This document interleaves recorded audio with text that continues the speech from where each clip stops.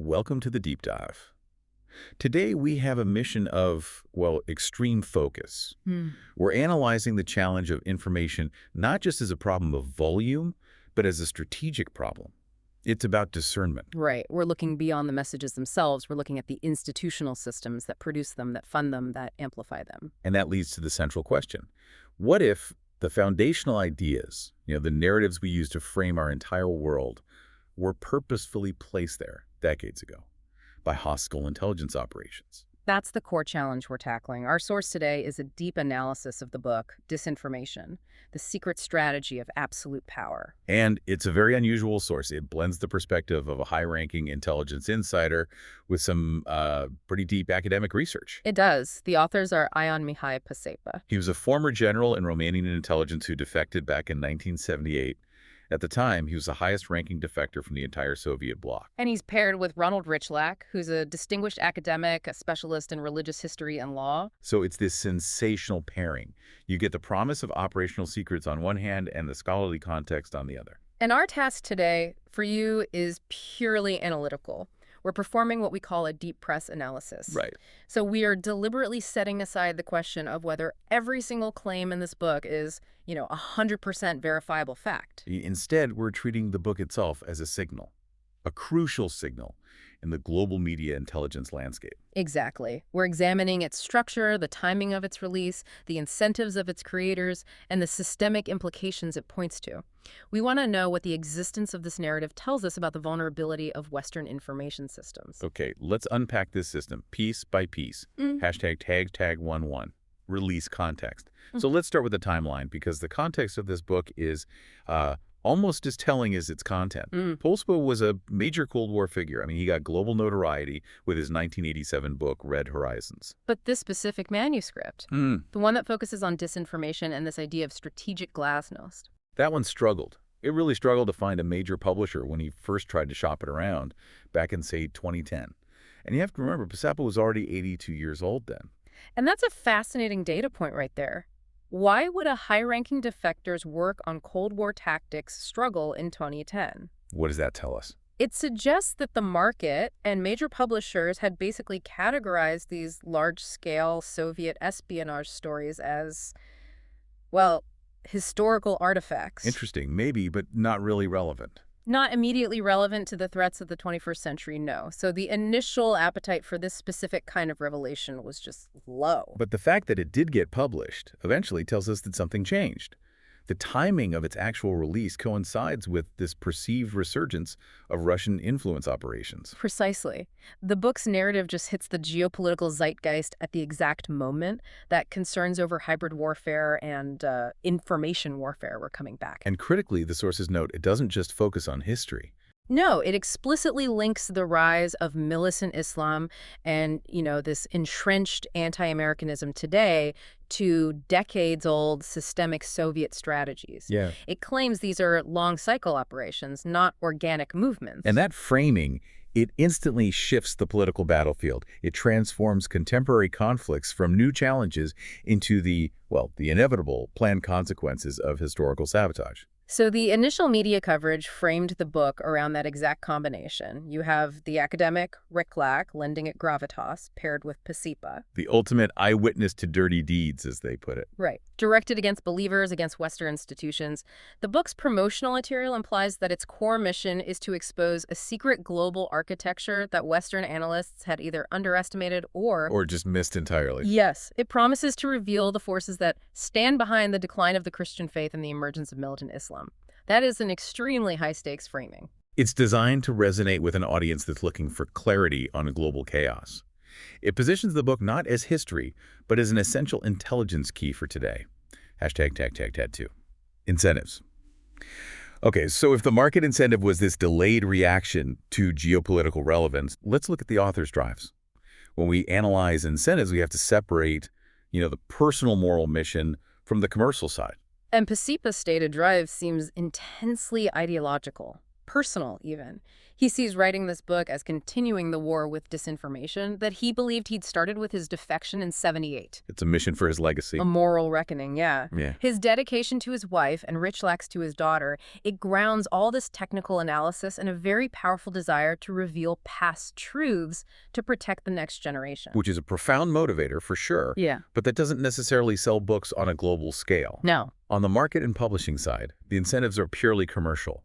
High impact, specific, secretive revelations. That's what drives sales. And this book absolutely delivers on those high-impact specifics. It details these elaborate KGB operations with code names, which immediately lends it this air of verified secrecy. Like what? We see Operation Zarathustra, which was aimed at reigniting anti-Semitism in West Germany to destabilize it. Then there's Operation Ayers, specifically designed to sabotage U.S. foreign policy during the Vietnam War by funding anti-war movements and feeding false reports into the media ecosystem. The genius of the market positioning here is that these aren't just dry historical accounts of espionage. They are specific, code-named operations that appeal directly to an audience looking for those aha moments. Hidden historical forces. Exactly. When you offer a specific explanation for something massive like the JFK assassination or the rise of global anti-Americanism, and you back it up with a defector's alleged knowledge. You tap into a huge segment of the market that's looking for those secret keys to history. They want confirmation that complex events aren't just accidental. It essentially monetizes skepticism. That's a great way to put it. The more sophisticated the claimed conspiracy, the more institutional, the more secret, the higher the perceived value of the revelation that unmasks it. That's a clear market incentive at play. Hashtag tag to click. Institutions and regulation? So if the incentives were clear, we have to ask, how did these operations succeed? I mean, sometimes for decades, against established Western institutions. Right. So let's move on to that institutional analysis. The source material is highly critical here, not of the West's malice, but of its institutional weakness when it was faced with these state-level influence ops. It's a really profound critique of professional standards. Or, as the source implies, it's a kind of regulation failure that's rooted in journalistic complacency. What do they mean by that? The Western media is described as easily manipulated. They were cooking up stories from press releases and were generally undemanding of the character and reliability of sources. And they have an example of this. They do. They cite the case of Nicolae Ceausescu's false glasnost, this manufactured image of openness that was just readily accepted by the West as a historical breach in the Iron Curtain. Because almost no one in the press bothered to verify the facts on the ground. Exactly. So institutional failure is often rooted in operational laziness, a desire for an easy headline. But what's really striking here is the analysis of the agencies of influence, how non-political, cultural, seemingly benevolent groups were turned into operational arms of intelligence services. This is where the systems analysis gets really fascinating. The key finding is that cultural fronts were absolutely central to the whole system. Take publishing houses. Okay. The sources reveal that specific leftist publishers like Marzani and Munsell, known inside the KGB by codenames Nord and Sever, received massive documented financial support. And we're talking about Subsidies reaching $672,000 over a specific period, a huge sum at the time, all to ensure that pro-Soviet anti-Western materials were published, marketed, and distributed widely in the U.S. and Europe. That's a clear failure of regulation, not the press failing to report, but the institutional system failing to see foreign state funding flowing directly into the infrastructure of idea production. And the arts were not immune either. Yeah. The source details how the famous play The Deputy, the one that accused Pope Pius XII of complicity in the Holocaust, was actually driven by a specific high-level KGB plan. KGB plan. Yes. The goal of the plan was explicitly to undermine the moral authority of the Vatican. The material alleges that the playwright, Rolf Hochschild, and the director, Erwin Piscator, were influenced or at least utilized in a campaign that originated in Moscow. So that shows an institutional attack vector that completely bypasses politics. It weaponizes historical trauma through high culture. And if we connect this to the bigger picture, you see the global institutional reach through what look like these innocuous international groups, the World Peace Council, the WPC. What about them? It was revealed to have a secretariat made up of 21 intelligence officers from 9 different Soviet bloc countries. It had the appearance of an NGO, but it operated as a direct intelligence front. And that infrastructure is resilient. Incredibly so. After the USSR collapsed, The WPC didn't just dissolve. It simply redefined its mission into a global movement fighting American imperialism. This confirms a key systemic finding. The operational network survives ideological shifts by just adopting new labels. #4, power and narratives. Let's move on to how these operations seized and controlled historical truth. The core meta-narrative the book champions is fundamentally about the control of historical memory. Right. And the Russian state has a consistent practice the book calls political necrophagy. Necrophagy. Exactly. That term literally means the consumption of the dead. In this context, it means the strategic political fabrication of a new past for your enemies. So posthumously slandering Stalin's rivals or fabricating evidence against religious leaders decades after the fact. Yes. The target isn't the living person. The target is the historical record itself. And this strategy of destroying the past feeds into the strategy of separating the narrative from its actual source. The authors point out the irony that the very word disinformation originated in Russia, but the campaign successfully made it seem French or capitalist in origin. So they mask the source of the tactic itself. The goal is to make the target question their own history, and this extends to shaping deep-seated power structures. The claims here are explosive regarding the use of ideological concepts. Like what? The book analyzes the strategic adoption of theology of liberation and Black liberation theology, arguing they were used as political tools designed specifically to foster internal dissent inside the United States. Wait, hold on. The claim is that these academic and religious doctrines were intentionally weaponized by the KGB. That's the claim. How would they even do that? How do you sell that concept and turn social movements into weaknesses? By aligning their political goals with legitimate grievances. The purpose, according to the source, was to foster radical divisions. One document they cite suggested the doctrine was used to create a force of Black men capable of destroying their oppressors within the U.S. So the KGB saw these movements as ideal platforms. Ideal platforms to translate complex social issues into destabilizing political action aimed squarely at the American establishment. Which highlights the highest level of narrative control, creating a dense operational fog of doubt. The claims about Operation Dragon, the long-running campaign about the JFK assassination, are a perfect illustration of this.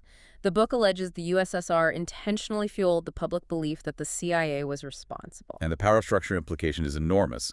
The goal wasn't to prove anything. No. The goal was to instill pervasive skepticism, cynicism, to normalize distrust in American institutions, not just among the public, but even among the political elite. The narrative itself becomes the weapon, ensuring that historical clarity just remains permanently out of reach. #5. Risks and second-order effects. Okay, so if these long-cycle operations worked, what were the long-term systemic impacts on the West? Well, the book argues that successful disinformation operations during the Cold War, like the ones aimed at the Vietnam War through Operation Ares, led directly to an accelerated decline in American patriotism. The systemic result was a shift in institutional norms. Exactly. This created a modern political environment where U.S. elites started to view public criticism of the commander-in-chief, even during wartime, as a kind of inherent national tradition. Or just a normal sign of democratic health. Right, rather than what the book claims it was, the desired second-order effect of a sustained foreign influence campaign. So the risk is the normalization of behavior that was initially induced by an adversary. And the long-cycle impact, particularly on post-Soviet Russia, is described as the normalization of an intelligence dictatorship. The rise of a state run by former KGB officers. The FSB allowed figures like Vladimir Putin to amass immense wealth and power. And this intelligence dictatorship, it projects a glamorous, powerful image to its people. But the book argues this is just a thin mask over profound corruption. And this is summarized perfectly in a Russian phrase the source cites. Lugna.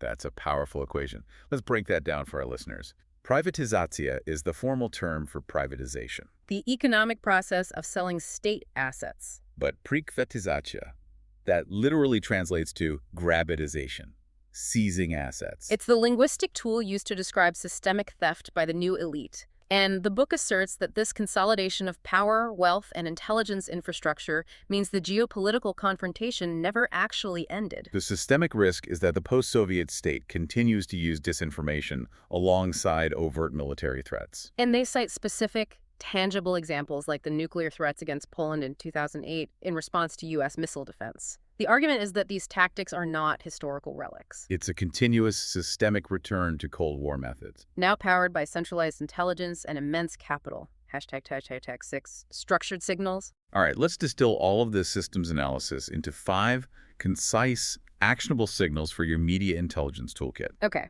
these are the patterns the source material really illuminates. Give us the intelligence nuggets. Signal 1. Institutional blind spots. Media, academic, and political institutions often fail to recognize foreign state influence when the information is delivered through respected cultural or progressive channels. What this means for the system. The most effective vectors of influence are non-traditional, they're decentralized, and they leverage existing trusted infrastructure. They wear the cloak of legitimacy, not a military uniform. Okay. Signal 2. Weaponizing historical evils.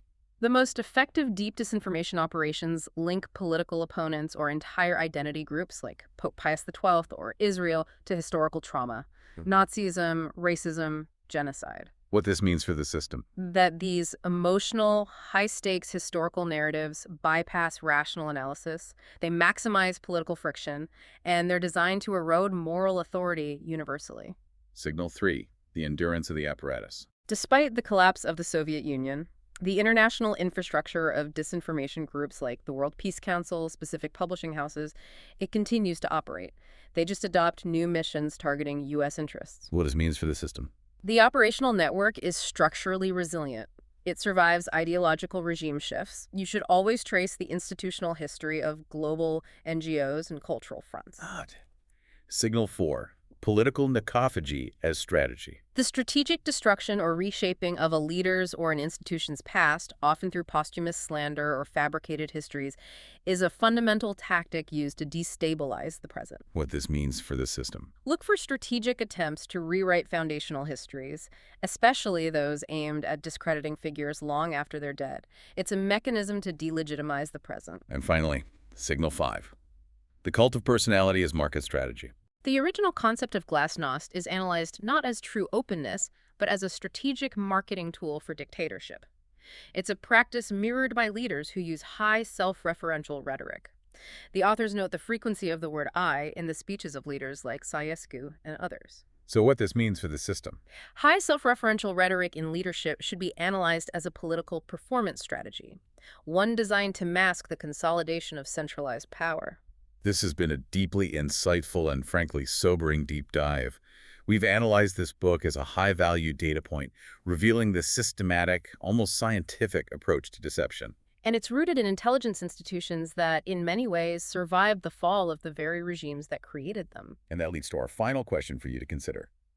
The authors assert that the U.S. won the Cold War in part because Ronald Reagan, having spent time as a socialist in his youth, was uniquely equipped to recognize and reject Marxist ideology as political fraud. So the question is this. In a world where the lines between organic political rhetoric and calculated systemic disinformation are intentionally blurred, how crucial is personal experience? How crucial is that deep foundational historical knowledge? The ability to recognize the fraud from the inside, to resisting the next generation of influence operations. Thank you for joining us for the deep dive. We'll see you next time.